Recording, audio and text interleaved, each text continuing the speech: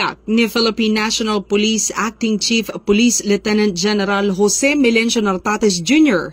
ang puspusang paghahanda ng kapulisan para sa nalalapit na Bangsamoro Autonomous Region in Muslim Mindanao parliamentary elections sa darating na ika-13 ng Oktubre 2025.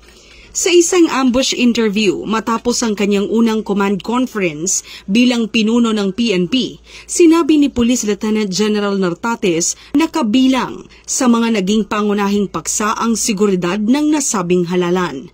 Dagdag pa niya, may 7 linggo pa ang PNP upang plantsahin ang lahat ng kinakailangang hakbang upang mapanatili ang kaayusan sa halalan sa rehiyon, na kilalang sensitibo sa usapin ng seguridad.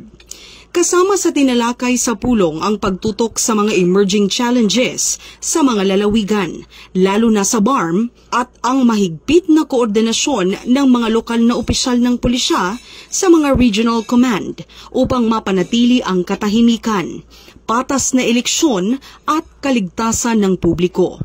Tinalakay rin ang pag-aayos ng transisyon ng kapulisan sa Sulu Province, kasunod ng paglipat nito mula sa administrasyong BARM patungong Zamboanga Peninsula bilang bahagi ng paghahandang administratibo para sa eleksyon. Ang command conference ay ginanap ilang araw matapos italaga si Police Lieutenant General Nartates bilang acting chief ng PNP noong Agosto 26 taong kasalukuyan.